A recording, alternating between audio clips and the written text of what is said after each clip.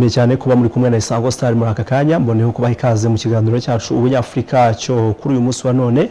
Nkuko twabasezeranyije ama episode atandukanye tuba tugenda tuganira ku cyakorwa kugira ngo Ubunyafrika dushaka bubashe kugerwaho, kugira ingingo zitandukanye zikubiye mu Bunyafrika dushaka zibashe kugerwaho muri iyi minsi, cyangwa se nkuko twabitangiye mu cyumweru gishize turimo turarebera hamwe icyakorwa kugira ngo ibitandukanye Abanyafrika bikurweho. Mu cyumweru gishize twaganiriye ku ngingo irebana n'ururimi.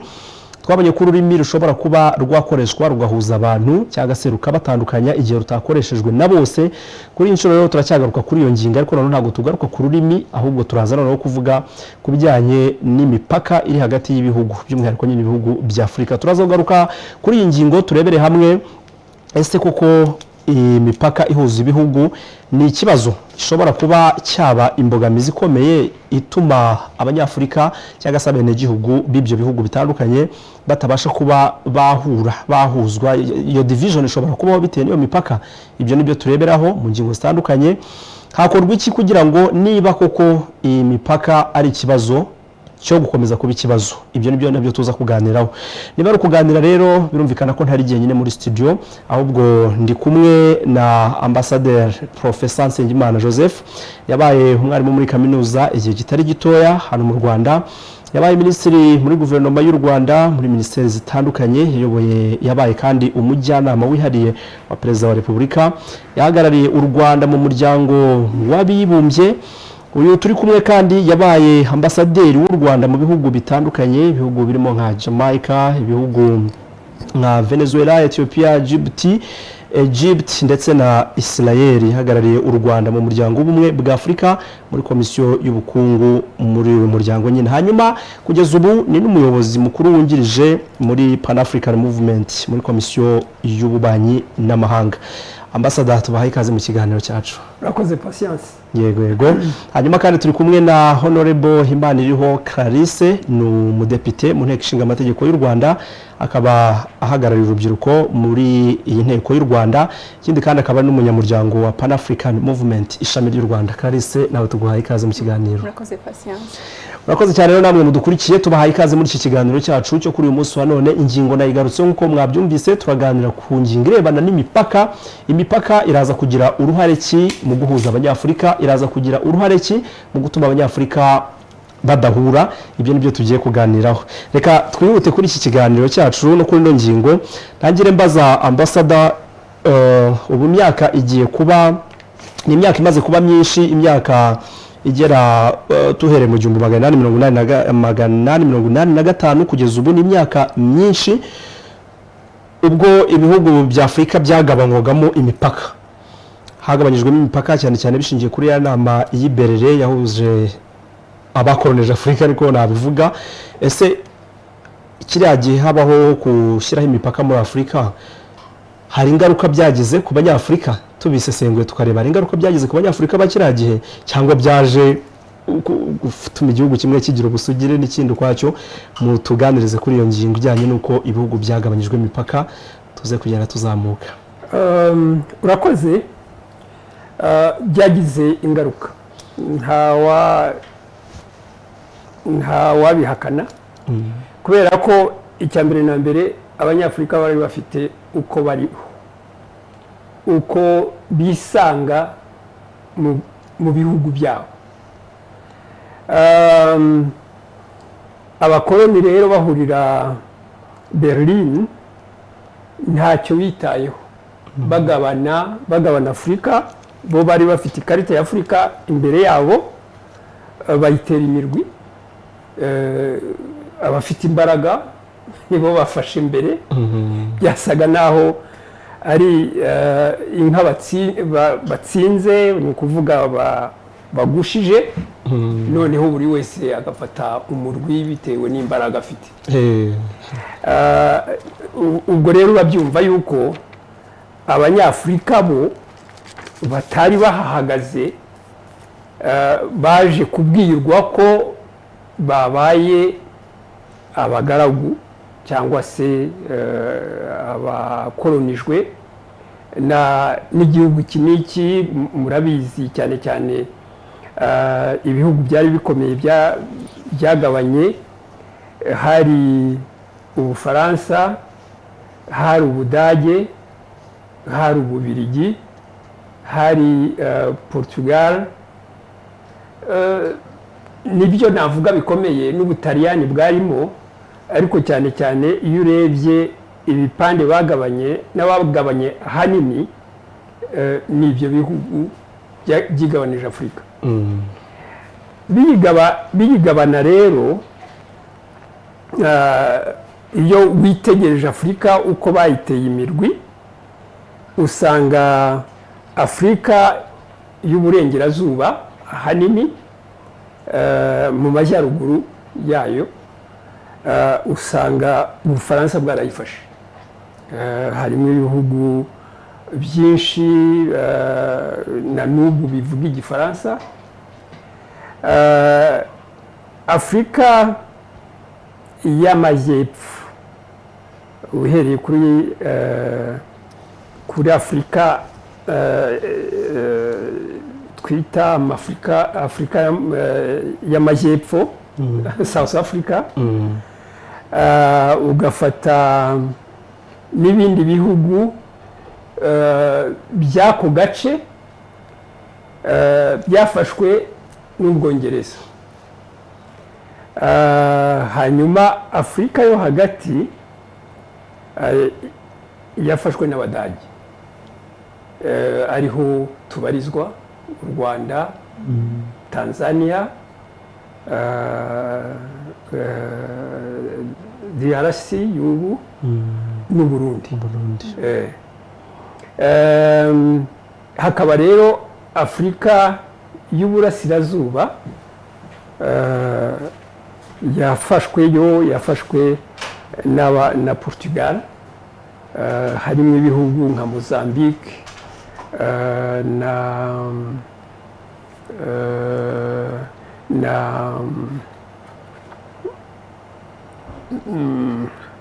Mozambique, hari ibihugu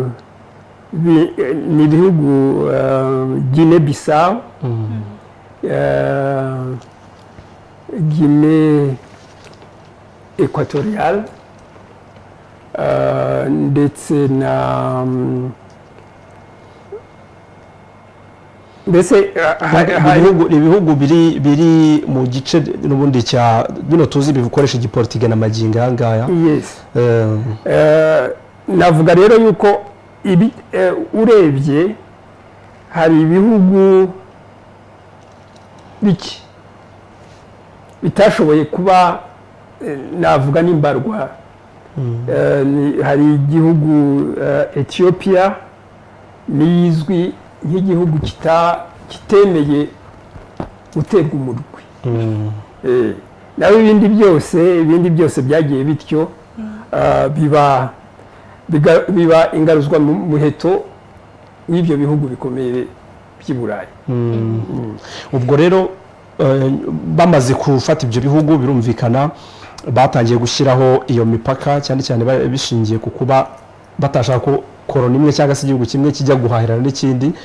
Ibi bintu dushingiye uko mbere ibihugu bya Afurika byari bimeze, ubuhahirane bwa Afurika mbere bwari bumeze gute, bakimara gushyiraho imipaka byagize ingaruka ki mu bijyanye n'iterambere rya Afurika? Kuko uyu munsi turavuga ko Afurika dushaka na Afurika iteye imbere, idafite amaganya, ahubwo ifite ubushobozi bwayo. Mbere ubushobozi bari bafite icyo gihe n'iyo mipaka yashyizweho, hari ukuntu twabitandukanya tukabona ko hari igihombo twagize. Iyo ugiye mu mateka ukajya kure, Afurika yaratakaje, kuko Afurika yari ifite ibice bikomeye kandi bigari, twakwita empire, ni ubwami bwagutse kandi bugari, bwari bukomeye mu mateka ya Afurika. Ndetse iyo ubijyanye mu mateka ya kera, usanga n'ibyerekeye iterambere, ubumenyi, ubwo bwami bugari bukomeye buganje tuvuge nk'ikiswe empire ya Mali, ugafata nka Tombouctou, noneho ukanabijyana kuko uvuye Tombouctou ukajya muri Misiri, mu by'ukuri usanga ubumenyi bukoreshwa na n'ubu ari aho isoko ari iyo. Ariko hagati aho na mbere y'ubukoroni nyakuri hari ibindi byari byarabaye byinshi. Ubwo bumenyi bwavuye muri Afurika buragenda noneho bujya mu Burayi. Iyo urebye za universite za mbere, hari iza mbere zavukiye muri Afurika, ariko ziragenda ziraguka zijya i Burayi. I Burayi barazikuza, noneho hasa igihe baje mu kinyejana cya 19 gishira, icyo gihe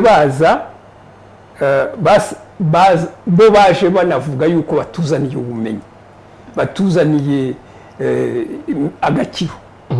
Ariko iyo ugiye mu mateka ya Afurika usanga ibyo byose ahubwo ariho byaturutse, biragenda by'iwabo, noneho bo bashushe naho babigarura babyita ibyabo, babyita ibyabo. Numva rero nuko byagenze.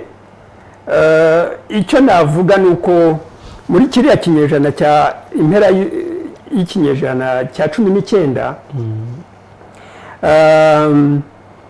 Afurika ubwayo, Afurika tuvuge yo hagati yo munsi ya Sahara, kuko icyo gihe Afurika yari yarahindutse. Afurika navuze mu kanya na Afurika yo mu mpera z'ikinyejana cya 19, hari ibintu byinshi byari byarahindutse, ku buryo nubwo nanone hari ubwo bwami bukomeye kandi bwagutse, ariko iterambere rishingiye ku bukorikori, ibyo twakwita tekinike. Iyo ugereranije ibyo bihugu bije gukoloniza Afurika na Afurika ubwayo, usanga koko Afurika isa naho yari yarasubiye inyuma ku byerekeye iterambere rishingiye ku bukorikori. Numva rero ikibazo wenda aho umuntu yagishingira nuko baje batubwira yuko ari bo batuzaniye ubumenyi, ari bo batuzaniye ndetse na tekinoloji muri rusange, ndetse n'Imana n'iyobokamana nibo bayizanye. Bavugaga yuko ari bo bayizanye, ndetse mvuze ku Rwanda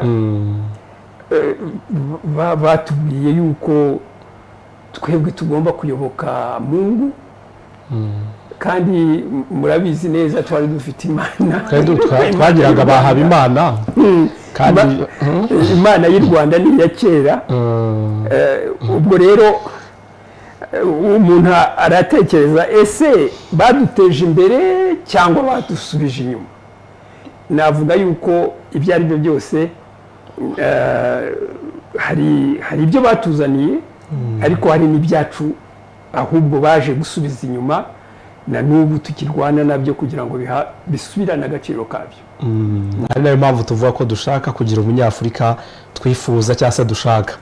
Icyo gihe nyuma y'iryo koloniza ryabo rije, baratuyoboye n'ibyo cyangwa baradutegetse, igihe kiragera ibihugu bya Afurika bibona ubwigenge.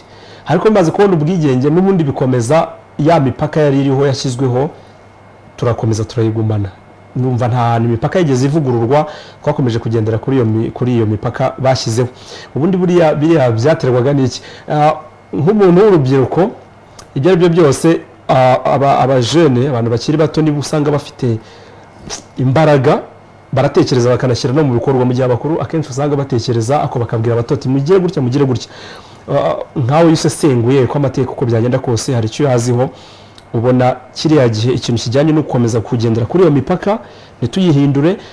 Abajene ba kiriya gihe bo babyazaga umusaruro ayo mahirwe bari bafite yo gukora gute cyangwa nta nayo bari bafite ugereranyije n'uyu munsi uyu munsi ko urubyiruko hari uko ruhagaze n'igihe cya kera sa nk'ubigereranya ushingiye ku byuzi. Urakoze Patience, mbere na mbere no kubanza kubashimira ko mwadutumiye mu kiganiro, ariko icyo nagarukaho ku cyo mwari mwatubaje cyangwa se turi kuganiraho muri rusange ni ukwibaza ese imipaka ishobora kuba imbogamizi mu kwihuza kw'abanyafurika.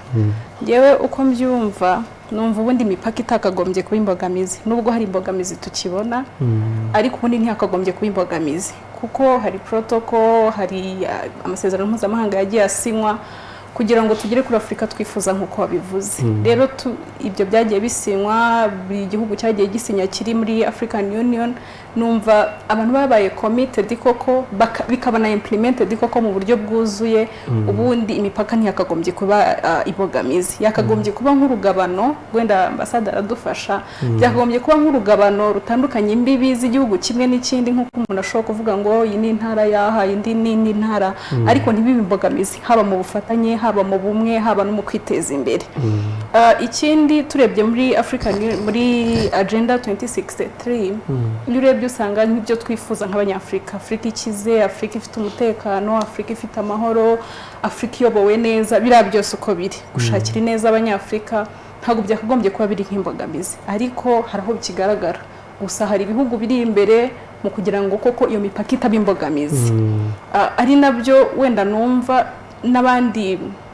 n'ibindi bihugu byakigira kuko hari best practices dufite, zira protocol twagiye dusinya, hari ibihugu biri imbere. Natanga urugero nk'u Rwanda, buriya Patient, hari wenda reka tuvuge mu buryo bwa kijene, umuntu ashobora kuvuga ngo ese ni gute nshobora kuba umunyafrika wuzuye, akumva ni ibintu atumva, ni ibintu adashobora gukurura. Ariko reka duhere ku rugero rwiza rw'u Rwanda, kuba u Rwanda rwarafashe ya mbere rukajya gufasha Central Africa kugira ngo amatora abashe gukorwa.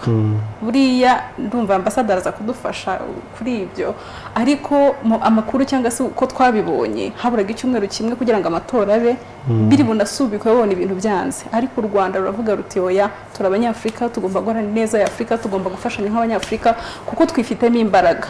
Hari n'ibyo hano ambassador yagarutseho avuga nk'abanyafrika hari potential dufite, hari n'izo twari dufite kandi n'ubu turacyazifite. Iyo usomye usanga muri Afurika niho dufite ubutaka bwera, niho dufite resources naturelles, ubwo ndagaruka ku butaka, hari amashyamba na main-d'œuvre. Ibyo byose nitwe tubifite, ariko mu by'ukuri kubibyaza umusaruro bikaba ikibazo kugira ngo twihuze tubibyaza umusaruro. Rero numva nk'abajene, icyo numva hari ibyakozwe ariko haracyari n'imbogamizi, ariko n'ibindi bihugu byigire ku rugero rwiza rw'u Rwanda ko hari ibyo rwakoze nk'urugendo n'intanze rwa Central Africa, ndetse no muri Mozambique, tuvuge ibiri hafi aha muri Mozambique, abandi bose bari batinye bagakoraho bakababwa, ariko u Rwanda rwarifashe rufata iya mbere rujya gusenya birindiro by'ibyihebe. Biriya ni ugufatanya kwa Afurika, no gushyira hamwe nka Afurika. Rero numva turamutse dushyize hamwe nk'abanyafurika ntago byazatugora. Ikindi wagarutse ku cy'urubyiruko, ntitwicare ngo dufunga amaboko, duhindura imyumvire, twumve ko turi abanyafurika, twumve ko iterambere rya Afurika ritureba, kuko buriya iyo urebye cyangwa se iyo utekereje kenshi ugasesengura usanga ikisha Afurika rimwe na rimwe harimo imyumvire, ariko ikindi gishingiye kuri iyo myumvire kinakomeye ni uko usanga bimwe mu bihugu bya Afurika kandi byinshi bigira ibibazo cyangwa se hakagira ibyo batageraho bitewe nabo bwabo, bagira ibibazo bakumva ko ibisubizo bazabikura kuri biriya bihugu bindi biri ku yindi migabane. Ntiyizere n'umunyafurika mugenzi we ngo avuga ate se niba iki gihugu twegeranye na Afurika ntago nababaza uko nabigenza kugira ngo nikure muri iki kibazo cyangwa se nishakemo igisubizo. N'iki cyo kwishakamo igisubizo bimwe mu bihugu bya Afurika ntabyo dufite, ahubwo twizerera mu bindi bihugu. Numva wenda ari byo navugaho muri rusange. Ingingo ugarutseho nayo ni nziza cyane kandi iratuma n'ikiganiro turimo kuko kigira imbaraga. Hanyuma nubwo naringiye mu mateka ho gato, reka ambassador adufashe kuri iyi ngingo ijyanye n'amateka.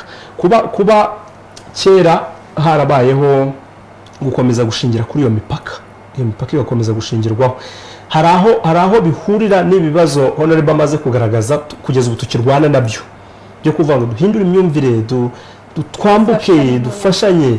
Ese kuba iyo mipaka yari hari mu buryo bw'ubutaka, hari ukuntu yaje ikajya no mu bitekerezo, birahurira hehe n'ibibazo turi gufesinga nk'uko honorable abivuzeho?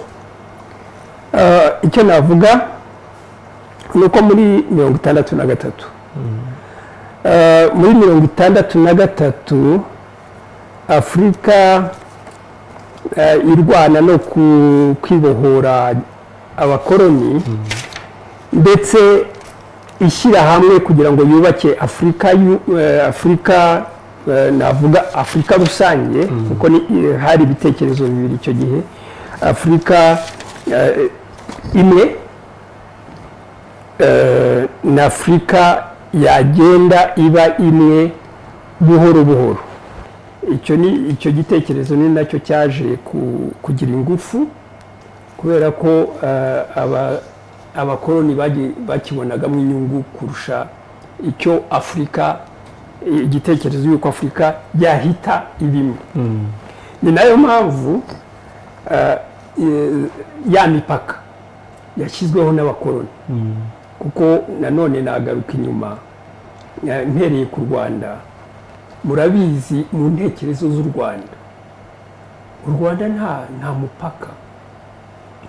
U Rwanda umuntu arakubwira ati uragenda ukagera iyo giterwa inkingi. Iyo giterwa inkingi ntibaho kuko uko ugenda za nkingi ziraguka. Ni naho wahera uvuga uti ese mu ntekerezo y'umunyarwanda wa kera iyo mipaka yabagaho? Mu by'ukuri ntayariho mu ya myumvire Clarisse yahoze avuga ubu ngubu ikomerera abantu bamwe na bamwe. Mu ntekerezo za kinyarwanda umunyarwanda yaratuye isi. Iyo avuga aho giterwa inkingi ntuzahagera kuko hagenda haguka, ugenda wegera ya nkingi wabonaga nayo ikaguka. Numva iyo ntekerezo ni ikintu gikomeye cyane.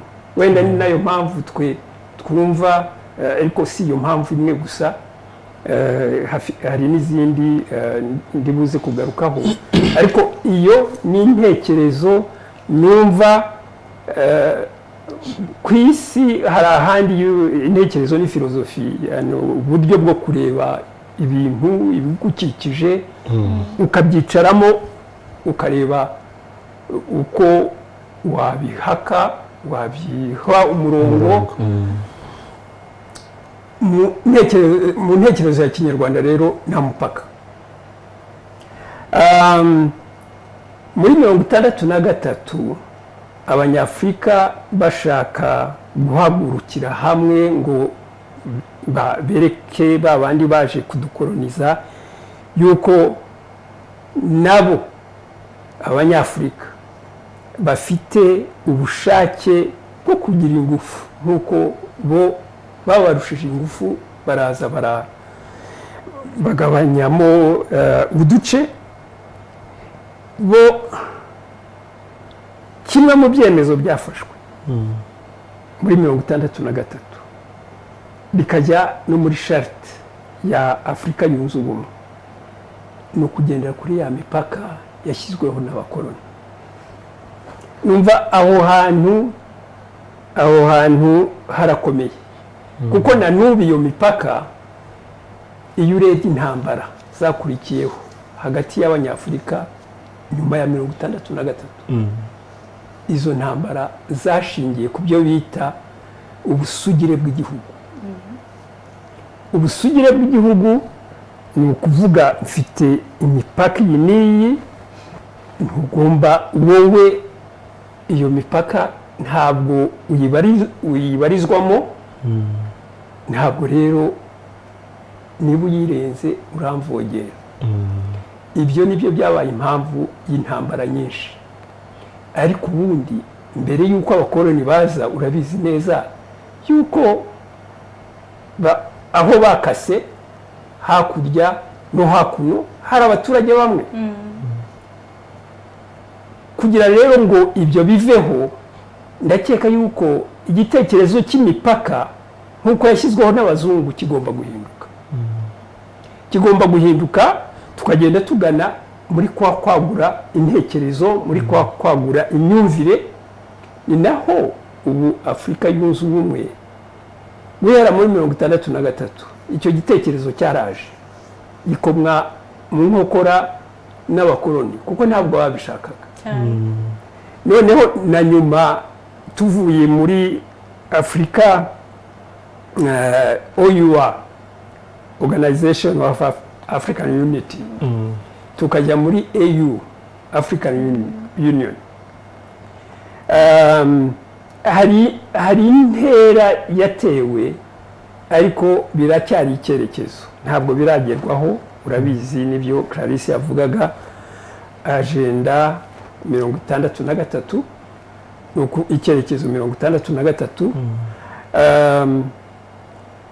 Muri icyo cyerekezo rero hari ibitekerezo bishya byaje bivuga ngo umupaka aho kuba uruzitiro ahubwo bibe ikiraro. Yego. Aho kuba uruzitiro bibe ikiraro. Ni ukuvuga yuko turabyemera dukurikije amateka, ayo mateka abakoloni batuzanyemo, ariko tuyarenge kugira ngo twubake ubumwe bw'abanyafurika. ya mipaka twaje yuko izitira abanyafurika kugendererana, ahubwo tuyihindure ibiraro bibahuza. Icyo gitekerezo rero cyagiyeho guhera mu 2007, ubundi cyagombaga kuba cyujujwe mu 2017, ariko turacyari kure cyane. Ni nayo mpamvu ubu haje ibyo bitekerezo bishya byo gushaka ukuntu uko kubaka ubumwe byakwihutishwa. Igitekerezo gishya cyaje kimwe gikomeye, ni ukuvuga ngo n'ubundi umunyafurika, Afurika, ubumwe bwa Afurika n'abaturage ba Afurika. Kugira rero ngo Afurika izaba imwe, abanyafurika bagomba gufunguka, bagomba kumenyana, bagomba kugenda, bakagenda uwo mugabane wose, bakamenyana, bagahahirana, bakanigiranaho wenda nacyo reka bakanigiranaho best practice. Nari ntekereje cyane kuri icyo kintu waruvuze cyo kuvana imipaka ku butaka. Twagize ikibazo ituza mu bitekerezo, ariko nicyo turi guhangana nacyo kugira ngo imipaka ive mu bitekerezo tuyihindure ibiraro ahubwo byo kunyuraho mu buryo bw'ubutaka. Ahita ndeba noneho ko mu bihugu mu buryo bwa politike ujya kumva ngo igihugu iki n'iki ntago gifitanye umubano mwiza n'iki gihugu, ukabona bigize ingaruka kuri ba baturage b'ibyo bihugu. Ingero zirahari, shingiye nko kuri nk'u Rwanda, mu minsi ishize wumvaga umubano dufitanye n'igihugu cy'Ubugande, ukumva kujyayo ntabwo biri koroha. Nkavuga ni se umuturage we araza gukora iki? Urumva turi guhangana n'ibitekerezo, ariko noneho no mu buryo bwa politike ko umuturage ntabwo abazi bya politike ngo birava he bijya he, yumva ngo byagenze gutya. Mu gihe habayeho ibyo bibazo, niye nama nk'umuturage twamuha kugira ngo atsinde imipaka iri mu mutwe yo gukomeza kuba iyo mipaka ibaho, cyane cyane bishingiye ku mpamvu za politike z'ibihugu bitandukanye. Buriya ubuyobozi ni ikintu gikomeye. Ubuyobozi bwiza burubaka bugateza imbere ibintu byinshi. Ubuyobozi bugufi bureba hafi, butareba kure, buronona, kuko buba bwireba aho kugira ngo burebe imbaga y'abaturage bayobora. Nicyo rero icyo kibazo wari uvuze, ndakeka yuko Afurika ikeneye ubuyobozi burebera abaturage, bushingiye ku baturage. Naho nababwira imyumvire yo hambere ishingiye ku myumvire y'u Rwanda. Uriya mu Rwanda rwo hambere ubuyobozi bwari ubwami, ariko urebye ari mu bwiru, urebye mu bisigo, intekerezo irimo ni ukuvuga ngo umwami ni imbaga, ntushobora kuba umwami udafite imbaga, udafite abuyobora. kugira ngo ube umwami ugomba imbaga niyo ikugira umwami. urumva ubu hari abajene batari kumva imbaga icyo ari cyo, nubwo ni abaturage muri rusange, ni abaturage ni abaturage. udafite abaturage ntabwo ushobora kuba umuyobozi. kugira ngo ube umuyobozi hagomba abaturage bakugira umuyobozi. yes. noneho bakanongera bakavuga bati nanone imbaga zidafite umutware ziba impehwe. ni ukuvuga nanone nafata urugero rushingiye ku nzuki. umuzinga w'inzuki udafite urwami, izo nzuki ntizibaho, ntizongera gutara. niyo mpamvu iyo urwani rwavuye mu mutiba zose ziratatana. nizo mpehwe rero. ni ukuvuga mu ntekerezo ya kinyarwanda ubuyobozi n'abaturage ni ikintu kimwe. iyo bari hamwe igihugu kirakomera, iyo batari hamwe igihugu kirajegera. yego, igihugu kirajegera. nanone rero mbijyanye ku rwego rwa Afurika, ni ngombwa ko abanyafurika, niba dushaka yuko Afurika yumvikana nk'Afurika, ni ngombwa ko abanyafurika kuva kuri Mediterane ruguririye kugera muri Afurika y'Epfo, kuva kuri Atlantique kujya kuri Ocean Indian, aho hose abanyafurika bagomba kumva yuko ari abanyafurika.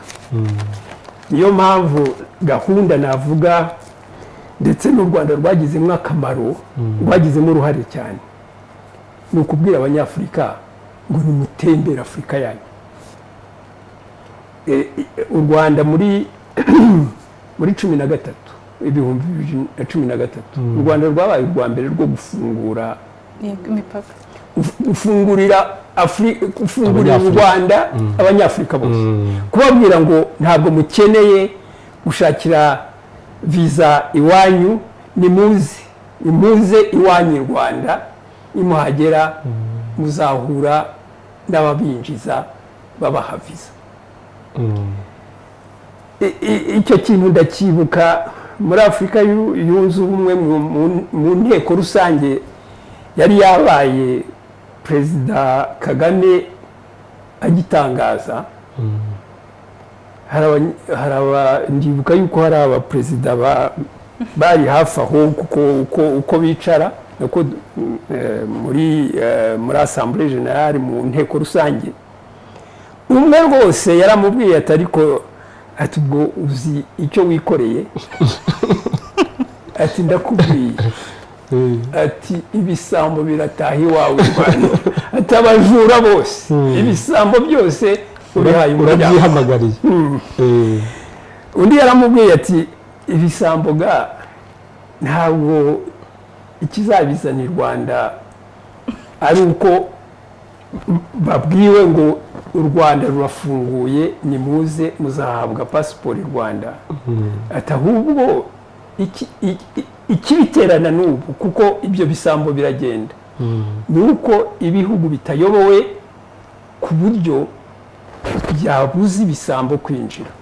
ati kubona rero abanyafurika bashobora kuza, ati nibamenya yuko iyo mipaka yose irinzwe neza, abazima binjira, abaje ari ibisambo bagafatwa, ati nta kizaba cyahindutse ku bisambo.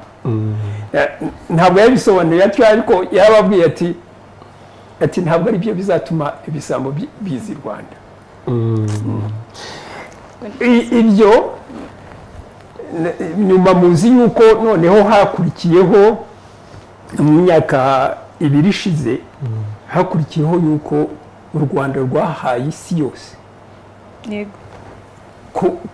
kuza bagashakira visa kuri aho binjirira ibyo rero ndakeka yuko ni ukubwira abanyafurika ngo niba mushaka kuba abanyafurika bukuri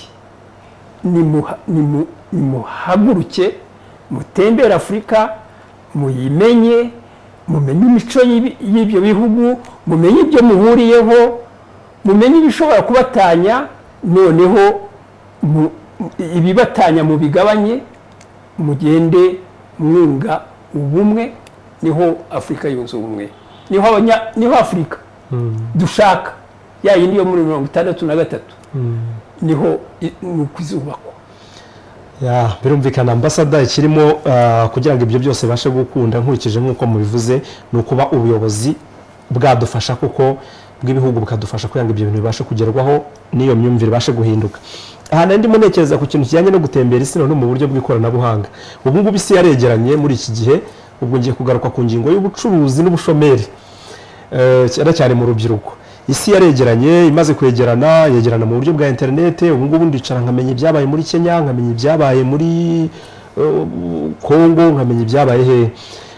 Iyo mutekereje ku ngingo irebana no kubyaza umusaruro iyi si ya online, urubyiruko rukaba muri iki gihe bavuga ko akazi kagiye kabura, umubona twatinyuka tugacuruza turi mu Rwanda, tugacuruza i Bugande, tugacuruza muri Kenya, tugacuruza Tanzania, South Africa nayo yose.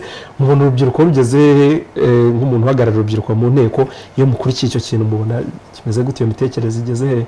Wenda kugira mbere yuko mvuga kuri icyo cya e-commerce cyangwa se cyo gukoresha ikoranabuhanga mu rubyiruko kugira ngo rubashe guhangana wenda n'imbogamizi zikiriho z'imipaka, nagaruka ku cyo ambasade yavuze cya leadership. Koko leadership burira mataringa kandi cyane, kuko ku mugani nka Afrika icyo dukeneye n'ubuyobozi bwita ku munyafrika kandi nanone bushyize imbere inyungu z'umunyafrika. Rero icya leadership cyo kiramataringana cyane, icyo dukeneye n'ubuyobozi bwiza nka Afrika kugira ngo tugere kuri Afrika twifuza. Hari kandi gato nagira ngo nongereho na kubyo ambassador nanone yavuze, nubwo twabisetse ariko biranababaje uruhande rumwe, kuko hari icyo mvuga kibabajemo nibyo n'undi muyobozi wamubwiye ati uhaye ufunguriye amarembo bisambo ntiyumve ko ahubwo afunguriye amarembo opportunity nk'abanyafrika. Uruhande rumwe biranababaje kuko hari n'ibihugu usanga bya Afrika kubyinjiramo kubigeramo, nk'uko ambasade yatubwiraga ati abantu bagende bigiraneho, bamenye imico yabo, bamenye ibyabatanya ariko babikuremo kubibyaza umusaruro, ubwo ntibibatanye ahubwo bibahuze, kuko hari umuco dusangiye, hari amateka dusangiye nk'abanyafrika. Hari ibihugu ujya kugeramo ahubwo bikagorana kurusha uko washaka kujya mu kindi gihugu cy'undi mugabane. Rero ku mugani bigiye abandi bayobozi b'ibihugu bya Afrika bigiye ku Rwanda bakagira ibyo nabo bashyira imbere, bakaba batanga niba ari free movement y'abaturage ya goods bakabikora, twagera kuri Afrika koko twifuza. Icyo rero warumbajije cy'ikoranabuhanga, covid wenda ni byinshi yazahaje, ni na byinshi yishe, ariko hari na byinshi yatwigishije ko ikoranabuhanga ushobora kugera ku isi. Hari urugero rw'ibishoboka byinshi twagiye tubona, kandi wenda ntago nzi statistique uko zihagaze, ariko twagiye tubona abajene benshi bagenda bacuruza ku ikoranabuhanga, twagiye tubibona benshi cyane. Hari n'abandi bagiye bakira business nshyashya bakahita bazicuruza bakajya bacuruza ku buryo bw'ikoranabuhanga. Ni benshi, imibare yaraniyongereye, ariko ntago nzi ngo yavuye kuri kangahe igera kuri kangahe, ariko imibare yariyongereye abantu bakorera ubucuruzi kuri internet. N'ubu ngubu ushobora kwicara uri mu rugo, twese turabizi muri kiriya gihe cya lockdown twarabibonye, aho umuntu yicaraga muri rwe agahaha ntirirwe ava mu rugo. Rero numva twabibyaza umusaruro nk'abajene cyangwa se nk'urubyiruko, tukabibyaza umusaruro aho imipaka ikiri imbogamizi, uretse ko mu myaka iri imbere reka twizere ko izo mbogamizi hamwe na hamwe aho ziri bizagenda bikurwaho, tukaba dukoresha ikoranabuhanga tukabibyaza umusaruro, tugacuruza ubwenge dufite, ubuhanga dufite, ubumenyi dufite, kuko turakeneranye, tubukoreshe kugira ngo tubyaze umusaruro ikoranabuhanga mu buryo bwuzuye koko. Rumva ari cyo nabivugaho. Murakoze cyane Honorable Bati.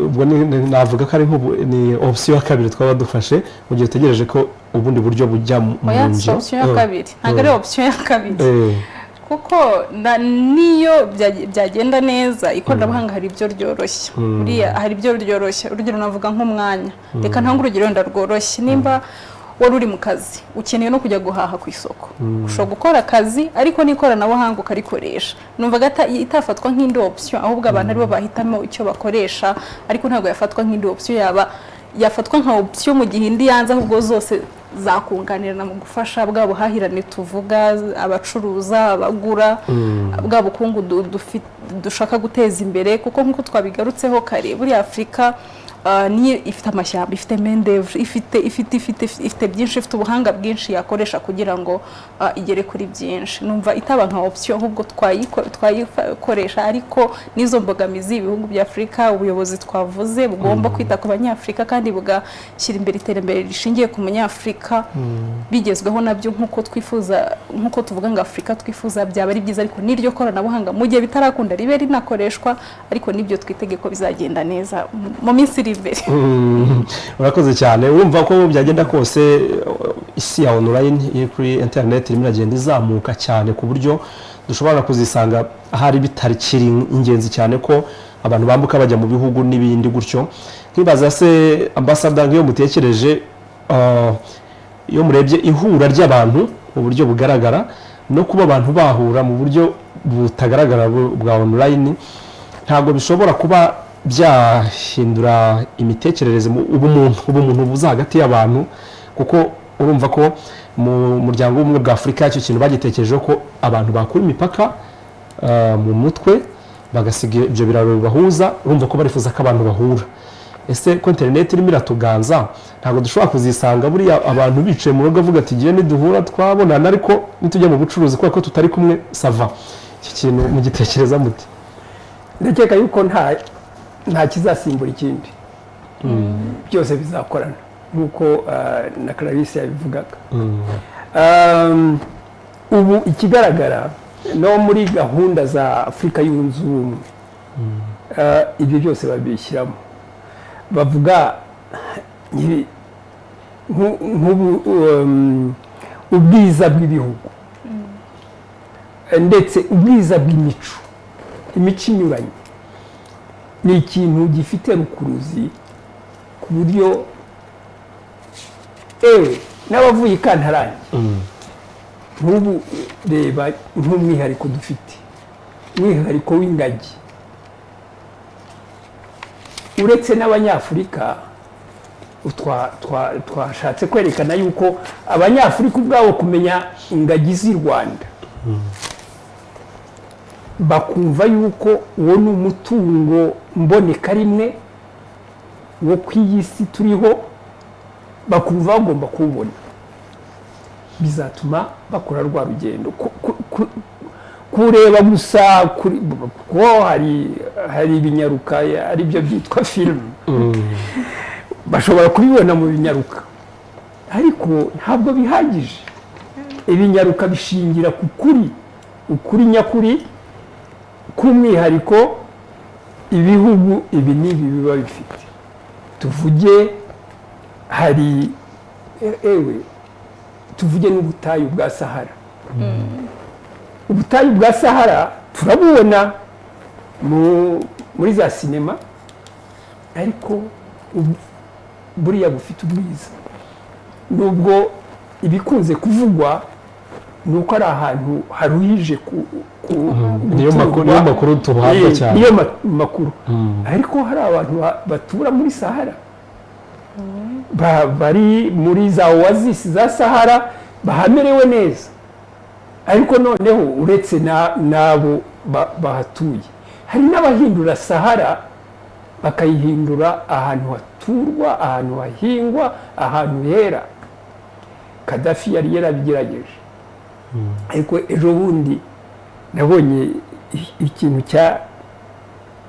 cyantangaje ariko kimpa n'icyizere yuko isi ishobora guhinduka mwabonye muri Dubai Dubai iyi periyode ishize ni periyode hashyuha cyane bagushije imvura idasanzwe habaye nk'igitangaza.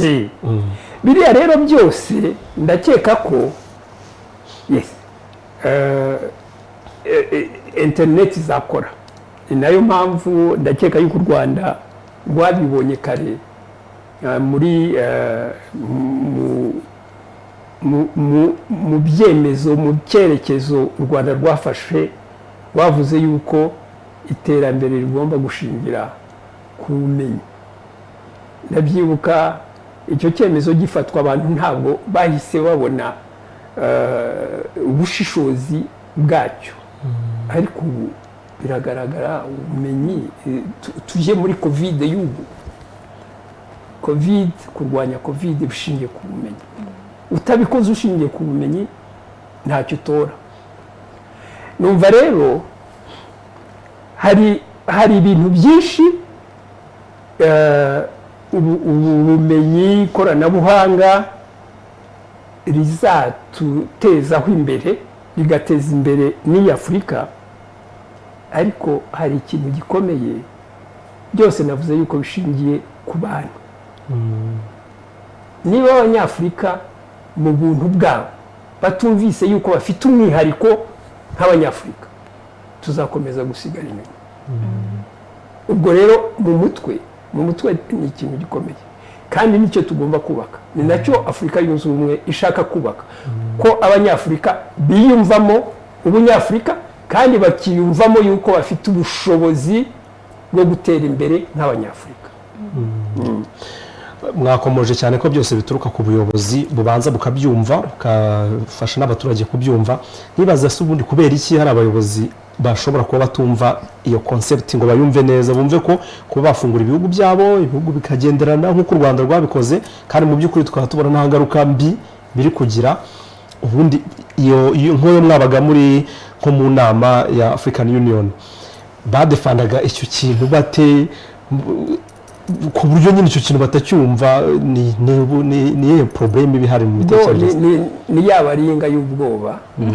hari ikintu abanyarwanda bise baringa. ni ikintu kiba kitariho ariko cyanditswe ariko ntigikorwe, cyubatse mu mutwe. icyo rero nicyo tugomba kwivanamo, kuko igihe kiturimo ntiwumve yuko abanyarwanda barabivuze ngo kugenda bitera kubona. kugenda bitera kubona. ni ngombwa ko uhaguruka ukajya kureba iyo bweze, niko nanone abanyarwanda babivuga, kugira ngo umenye aho uzahahira. kuri urwo rwego rero hari ikintu cyakozwe muri Afurika yunze ubumwe, nacyo navuga yuko u Rwanda rwakigizemo uruhare rukomeye. ni ukuguhaha isoko rya Afurika, kuko buriya isoko rusange rya Afurika rishobora kwereka abanyafurika yuko aho kujya gushakira ibintu i Burayi babifite iwabo. u Rwanda rushobora guhahira muri Kongo, abanyekongo bagahahira i Rwanda ibyo u Rwanda rufite, bagahahira n'ahandi hose. kuko Afurika ikizwi ni uko Afurika ifite ubukungu bukomeye. Afurika urebye ubukungu bw'amabuye y'agaciro, urebye ubukungu bw'amashyamba, nta handi ubibona biri ku bwinshi nko muri Afurika. wenda ahandi ugenda ukabibona ni muri Amerika y'Amajyepfo. ni ukuvuga rero dufite ubukungu, ahubwo reka twige kubukoresha aho kugira ngo tureke abandi baze basahure. noneho bagende babitunganye, babitugarurire bigura amafaranga arenze kamere ugereranije nayo babifatira hano. nayo ni porogaramu ya Afurika yunze ubumwe ivuga ngo reka duteze imbere inganda muri Afurika. dufite iby'ibanze, reka tubihe agaciro hano muri Afurika, abanyafurika babigire babikoreshe Afurika itera imbere. Ibyo byose rero biri muri ya gahunda y'isoko rusange rya Afurika. Ubu byaratangijwe, muribuka yuko ibyemezo byafatiwe mu nteko rusange ya Kigali, biza kwemezwa. Abanyafurika buriya hari ikintu kibabaza iyo ukora muri iyo organisation, ni uko ibyemezo birafatwa byiza cyane, ibyemezo bigafatwa n'inama rusange abaperezida, noneho kugira ngo bishyirwe mu bikorwa hari umubare w'abagomba kubyemeza mu gihugu, noneho bakabwira Afurika yunze ubumwe yuko babyemeje, babyinjije mu mategeko y'igihugu. Aho rero naho navuga ni nacyo kimpa icyizere yuko Afurika irimo ihinduka. Ubundi ibyemezo byashoboraga gufatwa hakamara nk'imyaka 10 bitarashyirwa mu bikorwa, kubera ko umubare w'ababyemeje muri parlement zabo ari muto, utaragera kuri wa mubare w'ibanze kugira ngo bitangire gushyirwa mu bikorwa. Ariko impereye kuri icyo cyemezo cya Afurika, isoko rusange rya Afurika, byafashe amezi kugira ngo umubare w'ibihugu 25 bitange inzandiko zemeza yuko ibihugu byabyemeye, ariwo mubare wari ukenewe. Numva rero ibyo bigenda byerekana yuko nubwo bifata igihe, ariko hari ikintu gihinduka kandi gishobora guhinduka. Ibihugu bigiye bivuga ngo ariko icyo twabonye hariya ko ari cyiza, kuki tutagikora? Navuga nk'ibyo bya bindi twavuze byo kwemerera Abanyafurika bakinjira. U Rwanda rwarabanje, ariko hamaze kugira ibihugu birenga 10 nabyo byabishyize mu iwabo byemejwe. Hari igitekerezo gikomeye cya Afurika, cya pasiporo ya Afurika, bihera mu bayobozi ndetse n'abakozi ba Afurika yunze ubumwe, ariko bigomba gusakara mu baturage. Abaturage nabo bakayitunga n'igihe bashakiye, kuko noneho biranoroha. Icyo gihe bya bindi twise imipaka igenda ivaho, Umunyafurika yumva yuko ari Umunyafurika, arahaguruka akagenda. Numva rero ntawakwiheba icyo gitekerezo cy'uko ya mipaka igenda ireka kuba imipaka koko, imipaka nyakuri ikagenda iba ibiraro. Ni ibintu bigomba kubakwa, ariko ibyemezo bigenda bifatwa bibihindura ukuri buhoro buhoro. Ubwo ukuba byaragoranaga, buriya ntarimo ikintu cyo kwikunda, egoism, avuga ko se nimfungura kara gahugu kameze gutya tugahuza sinzabihomberamo. Abantu iyo muri mu nteko urumva ko inteko ariyo yemeza n'ibyo bintu, akavuga ngo imyanzuro yavuzweho turayemeye ko ishyirwa mu gihugu cyacu. Mu nteko buriya nk'iyo bari kuganira ku kantu ko kwikunda, ntukeka ko gashobora kuza. Niyo mu Rwanda byaba bidahari, ariko muba mufite amakuru yo mu nteko z'ibindi bihugu ukuntu biba bimeze, kandi ka egoism kavuga umuti. Wenda icyo navuga, hari icyo ambasada yakomoje avuga ati ni yabaringa y'ubwoba, ariko icyo tuzi twese nuko kwishyira hamwe nk'Abanyafurika n'ibikorwa koko nkuko tuvuga ngo Afurika twifuza yishyize hamwe ikize na biriya byose, hari abatazabyishimira, ariko abatabyishimira si uko batwifuriza neza nk'Abanyafurika, ahubwo nuko hari akaboko kabyihishe inyuma kavuga ngo Afurika niyishyira hamwe hari icyo nzahomba, nk'uko ambasada yabivugaga. Ntabwo nzongera kujya nsahura y'amabuye y'agaciro, ntabwo nzongera kujya, kuko hari amabuye y'agaciro menshi dufite nk'Abanyafurika, ntabwo nzongera kujya nsahura bwa bwenge. Ubu noneho hari igihe babikora mu buryo bw'ubucakara bw'ubwenge bakavuga bati barize nta kazi ariko dushaka ukuntu tubajyana ntago ibyo bazabigeraho hari byinshi bumva bahomba Afurika iramutse yishyize hamwe ikabyaza umusaruro amahirwe bafite cyangwa se potential nk'abanyafurika dufite rero numva tutacika intege ariko icyo cyo mu nteko by'ahandi ubwo reka tubireke tubyihorere ariko iwacu nta ntego wacu ubwo ingero z'ibyiza byo kwishyira hamwe zizabera akabarore ku bandi bagenda nabo babyigiraho yego ariko hari hamwe abatazabyishimira babandi bafite izindi nyungu badashaka ko Afurika yishyira hamwe kuko hari ababyungukiramo kuba Afurika tutari hamwe nk'abanyafurika twese nkuko tubivuga hari ababyungukiramo kandi benshi biriya bihugu bivuga bati y'amabuye y'agaciro y'amashyamba bafite bira byose mu buryo bw'ubukungu mu buryo buri politike no mu bundi buryo hari ababyungukiramo ko Afurika itarishyize hamwe rero hakaba hari n'abagira bwa bwoba bwo kuvuga ngo ese nituramuka tubikoze gutya bizagenda gute icyo nicyo numvaga ndi hafi kukibaza ambassador cyane kubera ko wakunze kuba muri African Union ureba abayobozi bakuru ukuntu bakora n'ibitekerezo byabo ukuntu biba bimeze kavuga nti ubu bwoba wa mugani bwo kuvuga ngo ni interi ntambwe niyi yo kugira ngo ntajya nshaka kukwishyira nkizana hari ubwo bishobora kubangamira wa undi navakora ukuboko kunini kundi inyuma bikangiraho ingaruka tukunze kumva abayobozi muri Afurika benshi bapfa ku mpamvu dutangarizwa uburwayi n'iki n'icyo kumva ibihuha baravuga ngo buriya hari ikibyihishe inyuma ngo buriya hari iki nta muntu upfa kwemera ko umuyobozi mukuru yitabye Imana ko yakarwaye ni kuri bamwe na bamwe ariko kuri bamwe muri abo bayobozi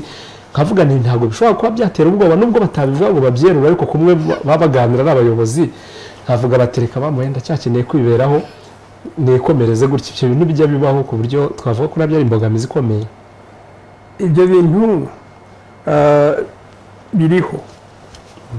biriho sinavuga yuko ibivugwa byose ari byo ariko mu buryo bwa rusange ni ibyitwa mpatsibihugu mpatsibihugu ifite ukuntu ikora ifite n'iterabwoba ikoresha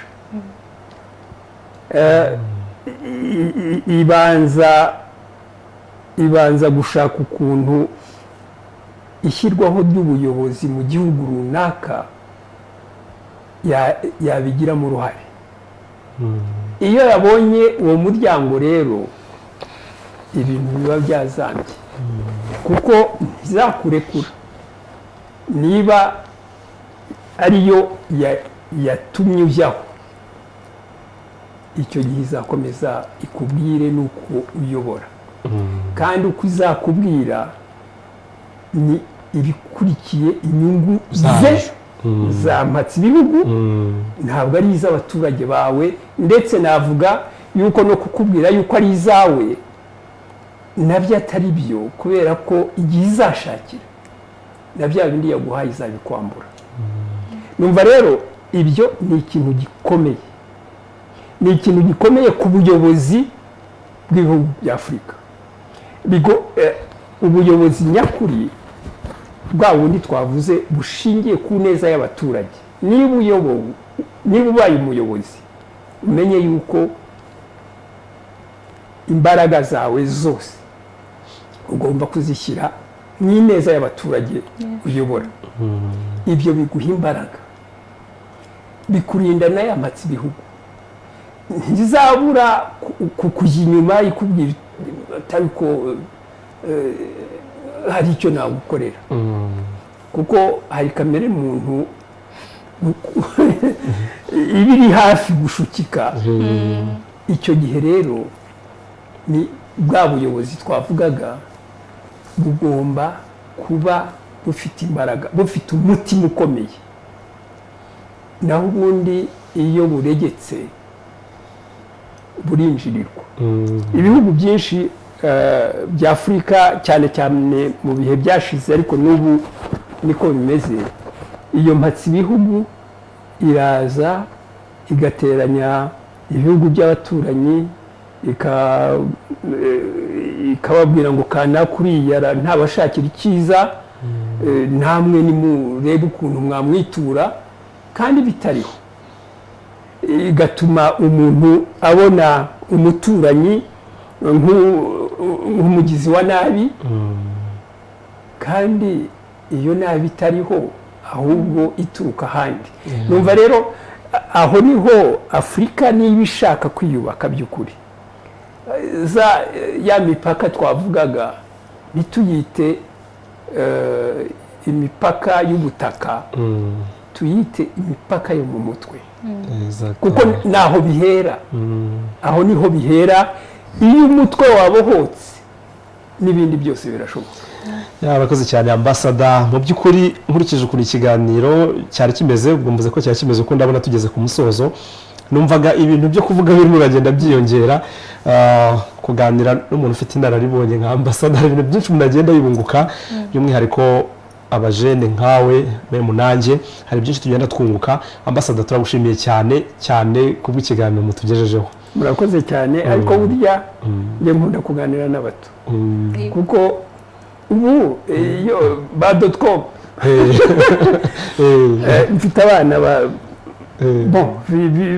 bato biga amashuri y'ubu, ariko ibyo maraho nk'amasaha 2-3 nshakisha kuri interineti, we ako kanya aragenda akabigera. Niyo mpamvu rero turi magirirane cyane cyane. Nanone nashaka wenda kuganisha, kuko ikiganiro ntigishojwe, tuzakomeza tubizirikane, ni uruhererekane. Abantu n'igihugu ni uruhererekane. Ni ukuvuga twebwe bakuze tugomba kumva yuko nawo ni umurage w'u Rwanda, uvuga ngo mwana wanjye uzakora unsumbi, utere imbere, uteze imbere igihugu cyawe, n'uzabyara azagusumbi nawe. Ni uruhererekane rero rw'amajyambere rutagira iherezo nanone. Niyo mpamvu tugomba kuba iteka kuganira n'abato. Nibyo, urakoze cyane Honorable Clarisse. Nawe ibyo ari byo byose tugana ku musozo, hari ijambo wavuga cyane cyane ari message igenewe urubyiruko dushingiye ku byo tuganiriyeho? Urumva byari byinshi, ariko hari ibyo tugarutsemo bitandukanye, hari message wabaha mu buryo bugufi tugasoza. Yego, murakoze. Nsoza hari agakote wenda na sharing abajene kamfashije. Ni icyo nyakubahwa Perezida wa Repubulika aherutse kuvuga ejo bundi, ntabwo nibuka neza umunsi, yaravuze ngo abandi baguha byinshi ariko ntibaguha byose wifuza. Ushobora gutega amaboko ku bandi, ushobora gutega amaboko nk'abanyafurika ku yindi migabane, ariko baguha byinshi ariko ntibaguha byose wifuza, kandi byinshi bashobora kuguha bishobora kuba bitarimo umumaro. Ikindi nabwira abajene ni uko nk'uko ambasada abisorejeho, ni uko aya mateka nk'abanyafurika tugomba kuyiga, tukayagira ayacu, tukumva ko Afurika twifuza iratureba, tuyifite mu biganza, kuko bari baraduha generation kuri generation. Rero twumve ko nitwe tuzaba dutoza abato mu minsi iri imbere. Tuzabatoza iki? Kuko utanga icyo ufite. Twihugure, dusome, tumenye, dusobanukirwe, ntitwicare ngo tuba abanebwe, ahubwo dukore cyane kugira ngo abatoya natwe tuzatoza nk'uko natwe bari kudutoza. Abatoya natwe tuzatoza, tuzabatoza iki? Tugomba gushakisha ibyo tuzabatoza kugira ngo nabo tuzabaho umurage kuko ukwiriye. Tuzabakoza isoni kuko nabo ntituzabakoze isoni ko hari ibyo baduhaye, natwe ntitubigumane gusa, ahubwo twumve ko tuzabiha n'abandi baturi inyuma. Numva ari icyo nasorezaho. Tumenye icyo dushaka, tumenye n'icyo dushaka kugeraho, ariko ibyo tugomba kumenya ntitubyigumane, ahubwo twumve ko hari responsibility dufite z'uko tuzabitoza n'abato.